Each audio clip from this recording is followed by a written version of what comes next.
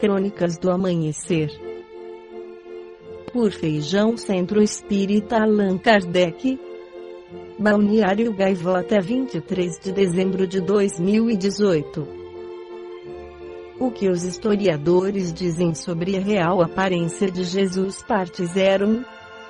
Edson Veiga de Milão, escreveu para BBC Brasil no dia 28 de março de 2018 que foram séculos e séculos de eurocentrismo tanto na arte quanto na religião para que se sedimentasse a imagem mais conhecida de Jesus Cristo, um homem branco, barbudo, de longos cabelos castanhos claros e olhos azuis. Apesar de ser um retrato já conhecido pela maior parte dos cerca de 2 bilhões de cristãos no mundo, trata-se de uma construção que pouco deve ter tido a ver com a realidade. Advertizamente, o Jesus histórico, apontam especialistas, muito provavelmente era moreno, baixinho e mantinha os cabelos aparados, como os outros judeus de sua época. A dificuldade para se saber como era a aparência de Jesus vem da própria base do cristianismo, a Bíblia, conjunto de livros sagrados cujo Novo Testamento narra a vida de Jesus e os primeiros desdobramentos de sua doutrina não faz qualquer menção que indique como era sua aparência. Nos evangelhos ele não é descrito fisicamente. Nem se era alto ou baixo, bem apessoado ou forte. A única coisa que se diz é sua idade aproximada, cerca de 30 anos, comenta a historiadora neozelandesa Joanne E. Taylor, autora do recém-lançado livro What Did Jesus Look Like, professora do Departamento de Teologia e Estudos Religiosos do King's College de Londres. Essa ausência de dados é muito significativa. Parece indicar que os primeiros seguidores de Jesus não se preocupavam com tal informação. Que para eles era mais importante registrar as ideias e os papos desse cara do que dizer como ele era fisicamente, afirma o historiador André Leonardo Chevitarese, professor do Instituto de História da Universidade Federal do Rio de Janeiro FRJ e autor do livro Jesus Histórico, uma brevíssima introdução. Em 2001, para um documentário produzido pela BBC, o especialista forense em reconstruções faciais britânico Richard Nave utilizou conhecimentos científicos para chegar a uma imagem que pode ser considerada próxima da realidade. A partir de 3 crânios do século I, de antigos habitantes da mesma região onde Jesus teria vivido, ele e sua equipe recriaram, utilizando modelagem 3D, como seria um rosto típico que pode muito bem ter sido o de Jesus. Esqueletos de judeus dessa época mostram que a altura média era de 1,60 metros e que a grande maioria deles pesava pouco mais de 50 quilos. A cor da pele é uma estimativa. Taylor chegou a conclusões semelhantes sobre a fisionomia de Jesus. Os judeus da época eram biologicamente semelhantes aos judeus iraquianos de hoje em dia. Assim, acredito que ele tinha cabelos de castanho escuros a pretos, olhos castanhos, pele morena. Um homem típico do Oriente Médio, afirma. Certamente ele era moreno, considerando a tez de pessoas daquela região e, principalmente, analisando a fisionomia de homens do deserto, gente que vive sob o sol intenso, comenta o designer gráfico brasileiro Cícero Moraes, especialista em reconstituição facial forense com trabalhos realizados para universidades estrangeiras. Ele já fez reconstituição facial de 11 santos católicos e criou uma imagem científica de Jesus Cristo a pedido da reportagem. O melhor caminho para imaginar a face de Jesus seria olhar para algum beduíno daquelas terras desérticas, andarilho nômade daquelas terras castigadas pelo sol inclemente, diz o teólogo Pedro Lima Vasconcelos, professor da Universidade Federal de Alagoas e autor do livro Código da Vinci e o Cristianismo dos Primeiros Séculos. Outra questão interessante é a cabeleira. Na Epístola aos Coríntios, Paulo escreve que é uma desonra para o homem ter cabelo comprido. O que indica que o próprio Jesus não tivesse tido madeixas longas, como costuma ser retratado. Para o mundo romano, a aparência aceitável para um homem eram barbas feitas e cabelos curtos. Um filósofo da antiguidade provavelmente tinha cabelo curto e, talvez, deixasse a barba por fazer, afirma a historiadora Joanne E. Taylor. Chevitarese diz que as primeiras iconografias conhecidas de Jesus, que datam do século III, traziam-no como um jovem imberbe de cabelos curtos. Era muito mais a representação de um jovem filósofo, um professor, do que um deus barbudo, pontua ele. No centro da iconografia paleocristã, Cristo aparece sob diversas angulações com o rosto barbado, como um filósofo ou mestre, ou imberbe, com o rosto apolíneo, com o palio ou a túnica, com o semblante do Deus Sol ou de humilde pastor, contextualiza a pesquisadora Wilma Steagal de Tommaso, professora da Pontifícia Universidade Católica de São Paulo e do Museu de Arte Sacra de São Paulo e membro da Sociedade Brasileira de Teologia e Ciências da Religião. Joanne acredita que as imagens que se consolidaram ao longo dos séculos sempre procuraram retratar o Cristo, ou seja, a figura divina, de Filho de Deus e não o Jesus humano. E esse é um assunto que sempre me fascinou. Eu queria ver Jesus claramente, diz. A representação de Jesus barbudo e cabeludo surgiu na Idade Média, durante o auge do Império Bizantino. Como lembra o professor Chevitarese, eles começaram a retratar a figura de Cristo como um ser invencível, semelhante fisicamente aos reis e imperadores da época. Ao longo da história, as representações artísticas de Jesus e de sua face raras vezes se preocuparam em apresentar o ser humano concreto que habitou a Palestina no início da era cristã, diz o sociólogo Francisco Borba Ribeiro Neto, coordenador do Núcleo Fé e Cultura da Pontifícia Universidade Católica de São Paulo PUC-SP. Nas igrejas católicas do Oriente, o ícone de Cristo deve seguir uma série de regras para que a imagem transmita essa outra percepção da realidade de Cristo.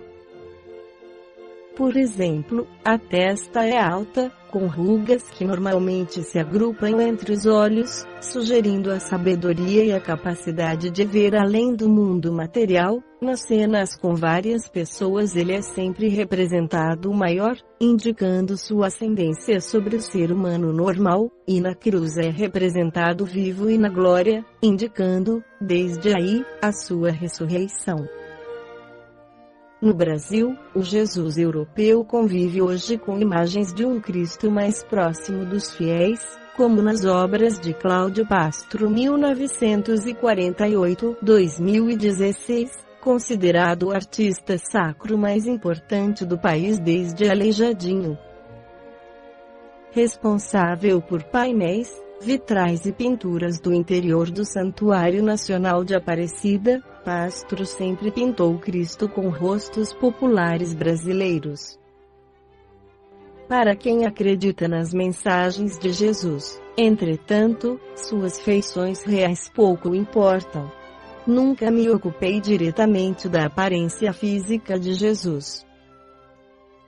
Na verdade, a fisionomia física de Jesus não tem tanta importância quanto o ar que transfigurava de seu olhar e gestos, irradiando a misericórdia de Deus, face humana do espírito que o habitava em plenitude. Fisionomia bem conhecida do coração dos que nele creem, diz o teólogo Francisco Catão, autor do livro Catecismo e Catequese, entre outros. No livro Há 2000 anos o Espírito em Emmanuel, pela psicografia de Francisco Cândido Xavier, descreve a fisionomia e o seu encontro com Jesus, dando curso às ideias que lhe fluíam da mente incendiada e abatida. Públio Lentulus considerou dificílima a hipótese do seu encontro com o Mestre de Nazaré. Como se entenderiam? Não lhe interessara o conhecimento minucioso dos dialetos do povo e, certamente, Jesus lhe falaria no aramaico comumente usado na bacia de Tiberíades. Profundas cismas entornavam-lhe do cérebro para o coração, como as sombras do crepúsculo que precediam a noite. O céu, porém, àquela hora, era de um azul maravilhoso, enquanto as claridades opalinas do luar não haviam esperado o fechamento absoluto do leque imenso da noite. O senador sentiu o coração perdido num abismo de cogitações infinitas, ouvindo-lhe o palpitar descompassado no peito opresso. Dolorosa emoção lhe compungia agora as fibras mais íntimas do espírito. Apoiara-se, insensivelmente, num banco de pedras enfeitado de silvas, e deixara-se ali ficar, sondando o ilimitado do pensamento. Nunca experimentara a sensação idêntica, senão no sonho memorável, relatado unicamente a Flamínio. Recordava-se dos menores feitos da sua vida terrestre, afigurando-se-lhe haver abandonado, temporariamente, o cárcere do corpo material. Sentia profundo êxtase, diante da natureza e das suas maravilhas, sem saber como expressar admiração e reconhecimento aos poderes celestes, tal a clausura em que sempre mantivera o coração insubmisso e orgulhoso. Das águas mansas do lago de Genezaré parecia-lhe emanarem suavíssimos perfumes, casando-se deliciosamente ao aroma agreste da folhagem. Foi nesse instante que, com o espírito como se estivesse sob o império de estranho e suave magnetismo, ouviu passos brandos de alguém que buscava aquele sítio. Diante de seus olhos ansiosos, destacara a personalidade inconfundível e única.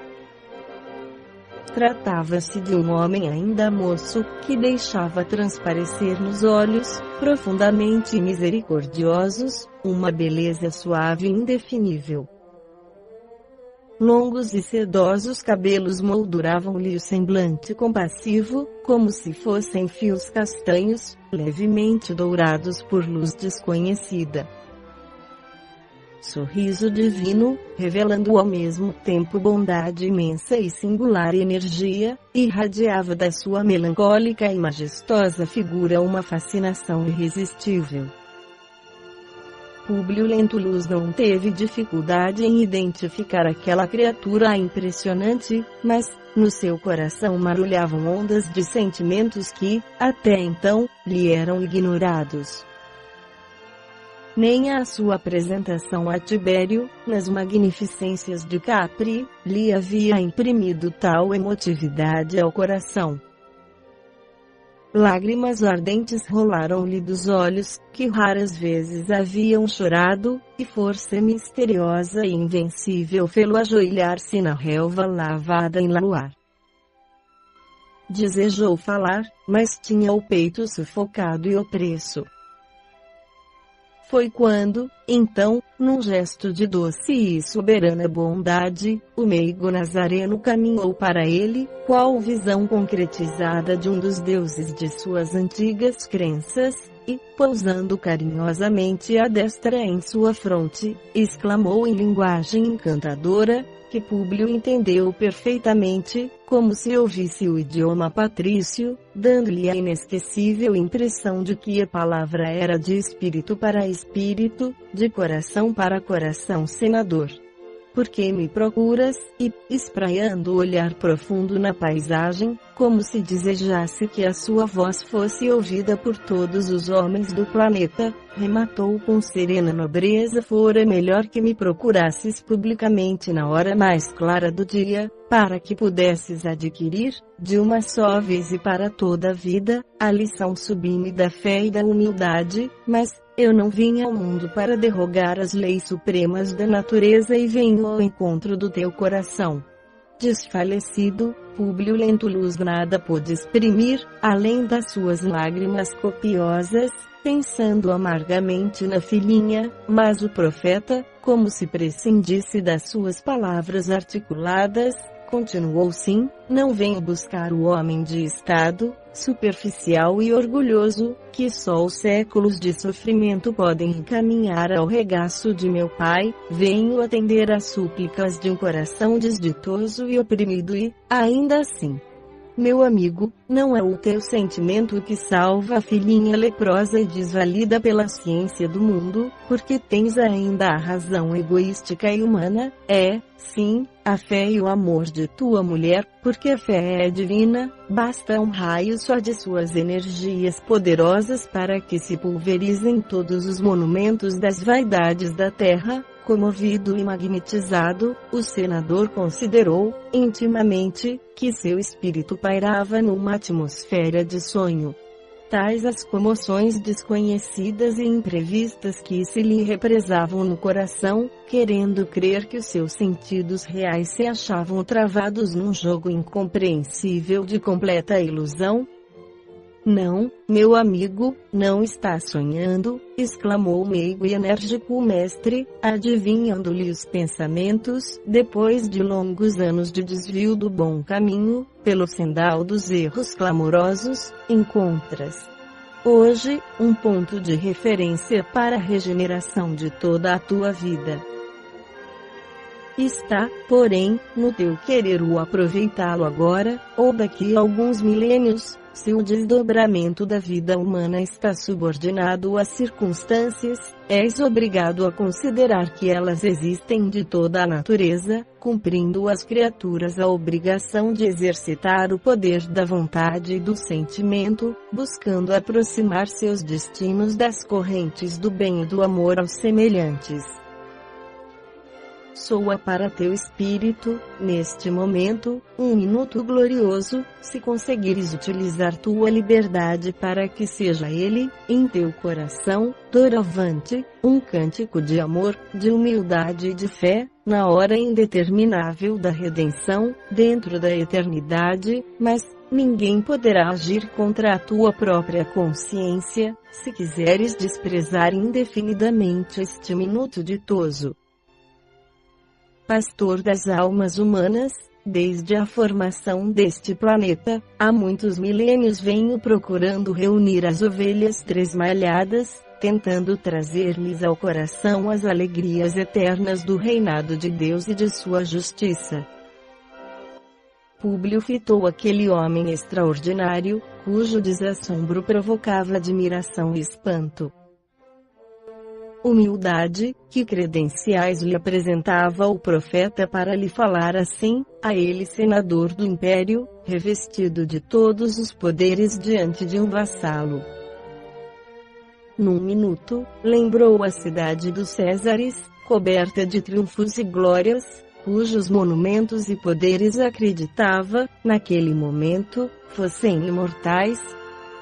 Todos os poderes do teu império são bem fracos e todas as suas riquezas bem miseráveis. As magnificências dos Césares são ilusões efêmeras de um dia, porque todos os sábios, como todos os guerreiros, são chamados no momento oportuno aos tribunais da justiça de meu Pai que está no céu. Um dia, deixarão de existir as suas águias poderosas, sob um punhado de cinzas misérrimas.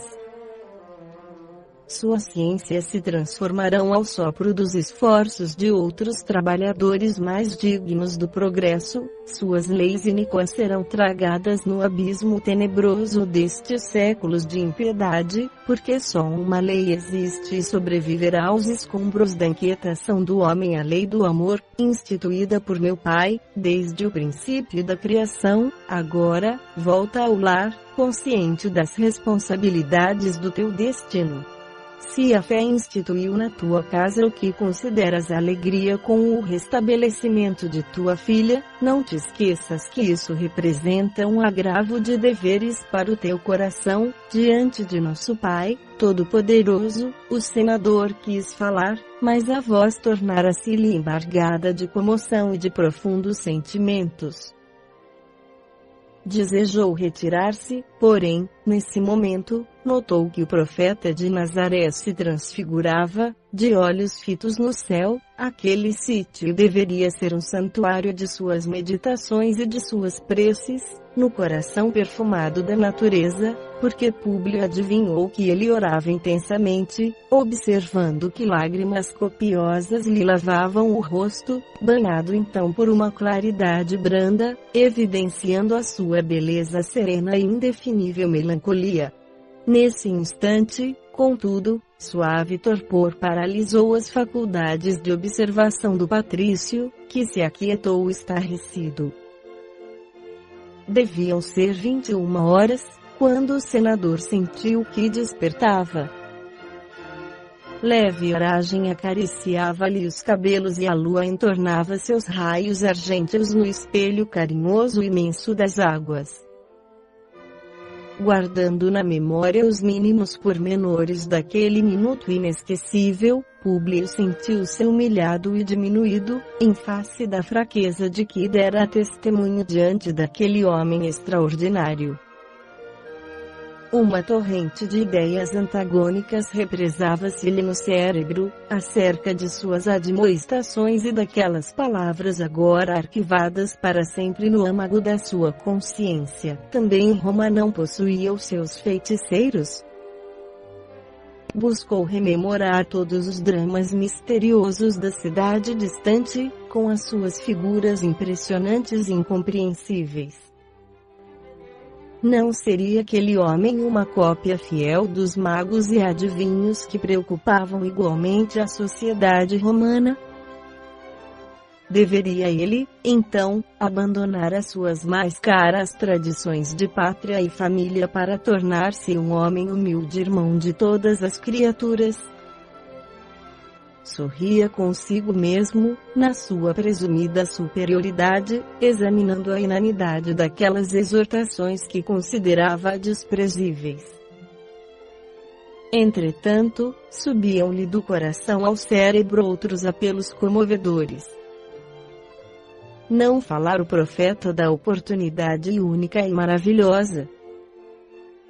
Não prometera, com firmeza, a cura da filhinha à conta da fé ardente de Lívia?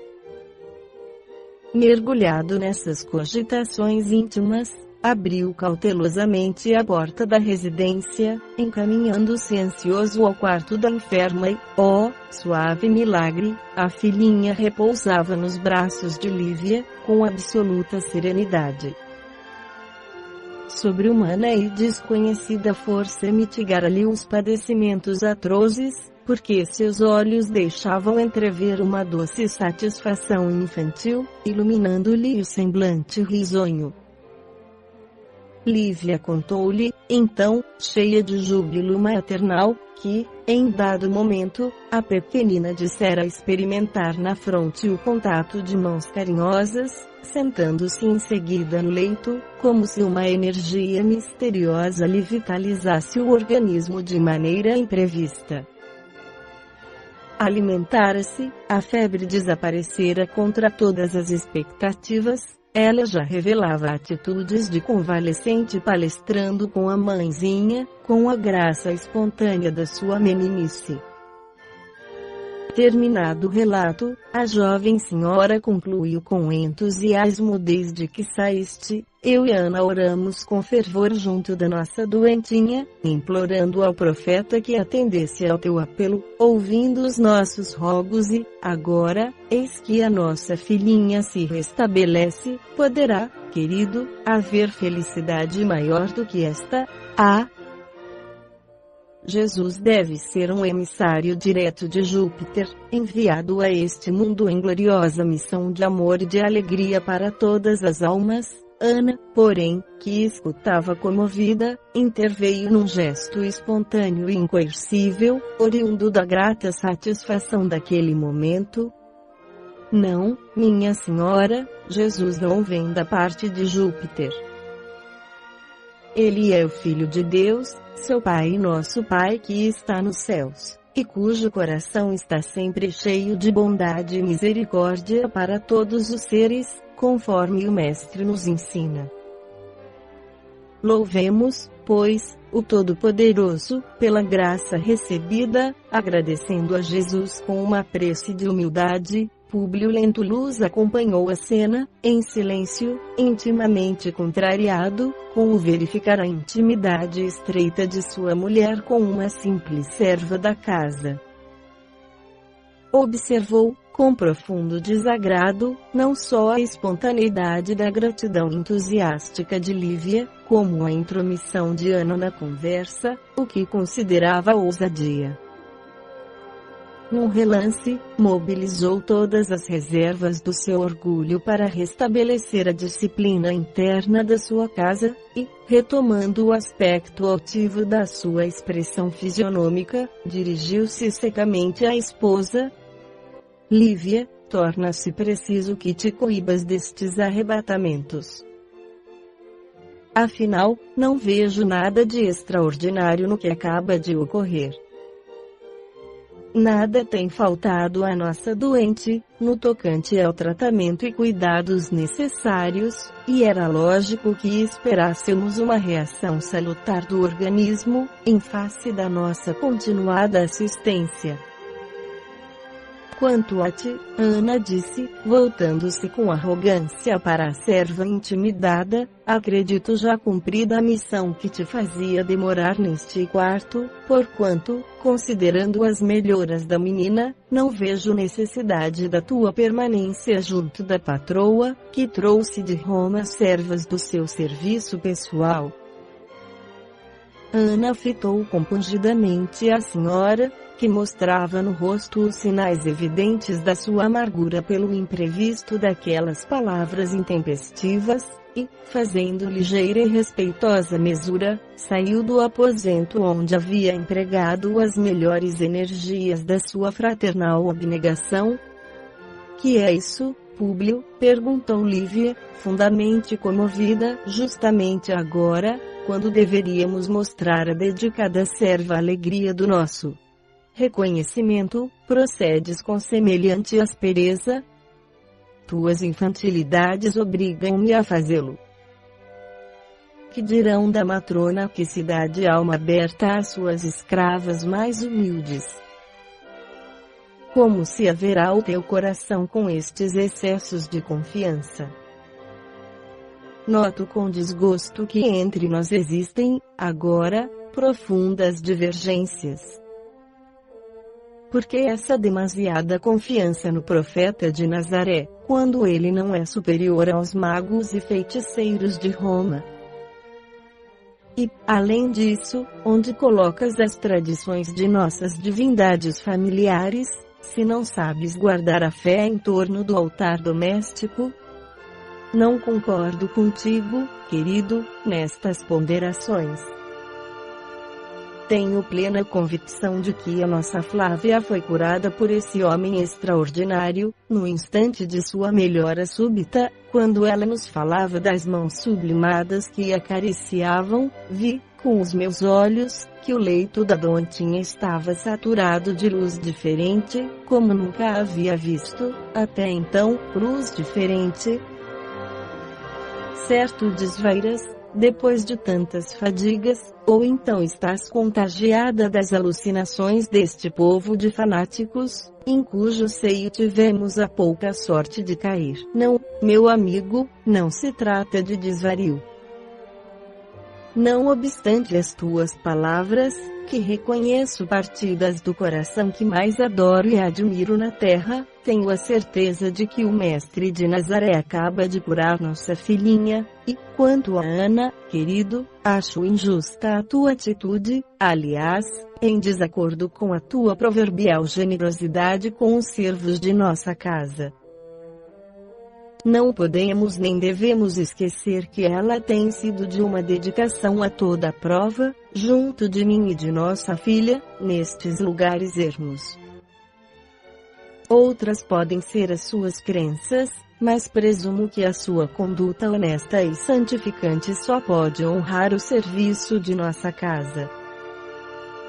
O senador considerou a elevação dos conceitos da mulher, sentindo-se arrependido do seu ato de impulsividade, e capitulou diante do bom senso daquelas palavras. Está bem, Lívia, aprecio-te a nobreza do coração e estimarei a continuidade de Ana nos teus serviços privados, mas não transijo no caso da cura de nossa filhinha. Não admito que se atribua ao mago de Nazaré o restabelecimento da mesma. Quanto a mais, deverás lembrar, sempre, que me apraz saber só a mim reservada a tua confiança e intimidade. A servos ou desconhecidos não deve o patrício, e com especialidade a matrona romana abrir as portas do coração. Esta foi a crônica do amanhecer de 23 de dezembro de 2018, por Feijão Centro Espírita Allan Kardec.